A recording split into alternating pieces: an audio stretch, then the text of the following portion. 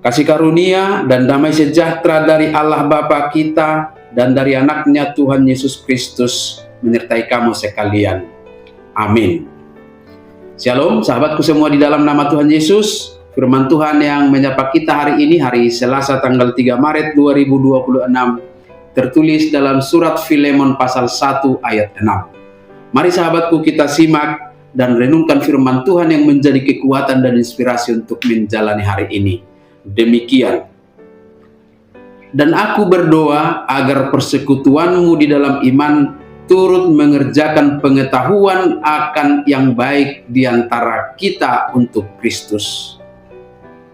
Anggiat mapakorhon hasaoron ni haporsiaumi laho manadda nasana denggan na di bagasan hamu maradopon Kristusi. Demikian firman Tuhan. Sahabat renungan harian saudara-saudariku di dalam nama Tuhan Yesus, sebagaimana Paulus mendoakan sekaligus mengingatkan Filemon, demikianlah firman Tuhan hari ini mengingatkan kita semua para pengikut Kristus bahwa iman kita tidak boleh berhenti hanya di dalam hati saja atau sekedar komitmen dalam hati semata. Iman harus diekspresikan keluar, yang harus nyata lewat pengaruh baik kita dalam relasi kita dengan sesama.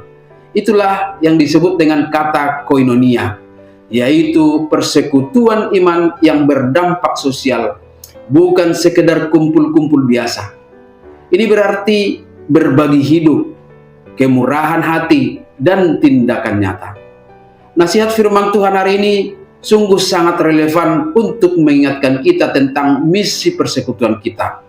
Karena tidak sedikit persekutuan-persekutuan yang mengatasnamakan gereja justru mengarah kepada hanya sebatas berkumpul, beribadah, berselfie-ria, tiktokan, live, bergembira, makan dan minum, tetapi minus dampak baik.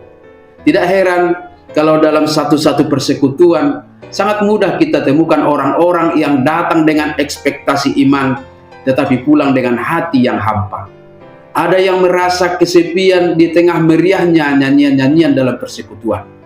Dalam keadaan itulah sapaan firman Tuhan hari ini memberikan kita dorongan bahwa persekutuan iman harus mengerjakan pengetahuan akan yang baik, pengetahuan yang menjadi tindakan atau perbuatan baik di antara sesama. Seringkali kita tahu apa yang benar secara teori, tetapi sulit melakukannya. Paulus berdoa agar melalui persekutuan iman yang aktif, kita semakin sadar melakukan setiap hal baik yang ada dalam diri kita karena Kristus. Saat kita berbuat baik kepada orang lain, seperti Filemon yang diminta menerima kembali Onesimus dalam konteks nas ini, kita sebenarnya sedang menyatakan kemuliaan Kristus yang sudah lebih dahulu melakukan begitu banyak kebaikan kepada kita. Kekuatan besar untuk aksi nyata ini adalah fokus kepada Kristus. Tujuan akhir dari kebaikan kita bukanlah pujian manusia atau supaya kita merasa jadi orang suci. Tujuan akhirnya adalah untuk Kristus. Setiap kali kita mengampuni sesama, memberi atau menolong orang lain, kita sedang menunjukkan kepada dunia seperti apa karakter Yesus itu. Maka jangan simpan kebaikan Kristus itu hanya untuk dirimu sendiri. Semakin aktif kamu membagikan imanmu melalui perbuatan baik, semakin kamu akan memahami betapa kayanya kasih karunia yang Tuhan telah berikan dalam hidupmu. Amin. Selamat beraktivitas, Tuhan memberkati.